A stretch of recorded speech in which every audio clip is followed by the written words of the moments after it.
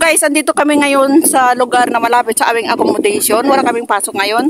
Kaya bumaba kami at naggawa kami ng snowman dito sa mga, yan, sa snow. Ayan ang aking mga kasama. Wala kaming magawa sa taas. Kaya bumaba kami para gumawa ng mga ganito. Guys, ipapakita ko sa inyo kung anong ginawa namin. Ayan. Ito, this is for Marichu. This is for me. Yan. Hindi ko alam kung snowman nga ba yan. This is for Jenny. Very nice. Like a owl.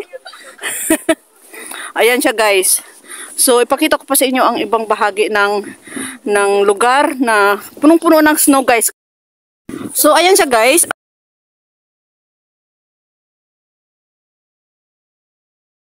Ayan ang aking mga kasama, guys. Yan. Tatlo kami naggawa-gawa kami ng, yan, snowman.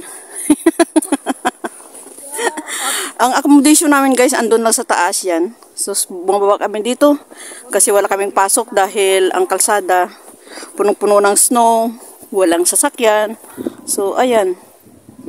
Hindi ko alam kung kailan matatapos to o matutunaw to mga snow na to. Ang dami, oh. Lulubog ang paa namin. Yan. So, sabi nila ay going home na daw kami. Kasi sobrang lamig. Naninigas yung aming mga kamay. Yan.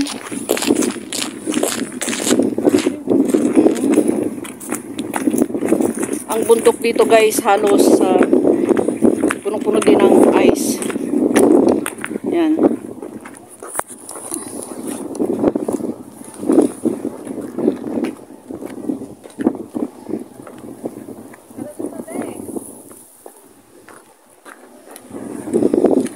Ayun, naglaro pa ng snow ang aking kasama.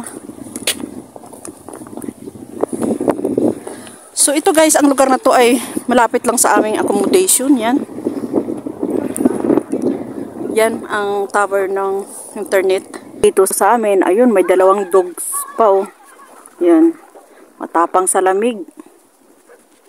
Oh, tatlo pala sila. Alam nyo, guys, yung mga dogs na yan. Nakatira lang yan sa bundok. Walang nagmamay-ari. Kawawa sila. Sino magbibigyan ng pagkain, yun ang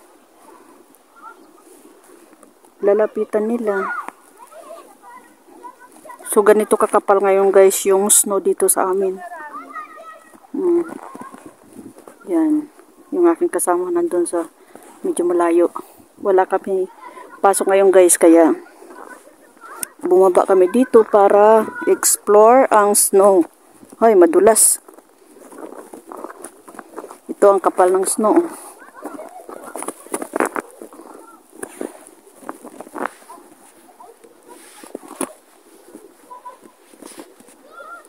Kailangan dito, guys, naka-boots para hindi papasok sa paa. Doble-doble ang aming suot. Ito yung mountain, guys, yan. Punong-puno ng ano. Pagkatapos ng winter, tong mga halaman na to, tutubo na naman. Ngayon kasi winter siya, kaya puno ng snow. So, ang kalsada dito, guys, oh, tingnan nyo naman.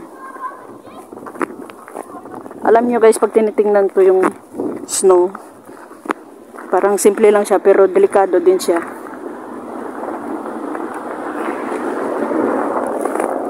Kasi madulas, oh, katulad ng sasakyan na yan, oh. Nag-atras kasi hindi siya makaakyat.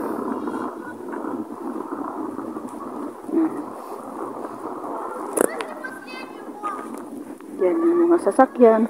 Nakagilid lang yung mga sasakyan na yun, guys. Mga nakapark kasi halos walang pasok sa trabaho yung mga tao.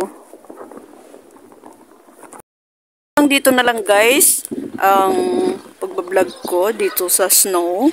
Pinakita ko na sa inyo ang aking mga kasama ay umuwi na. Ang kapal ng snow, guys, oh.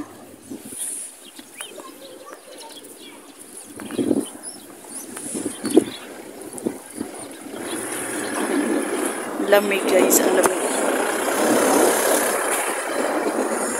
So, thank you for watching, guys. Melody Bacanto. Don't forget like and subscribe my channel para updated po kayo sa mga videos na ina-upload ko. Thank you. Bye-bye.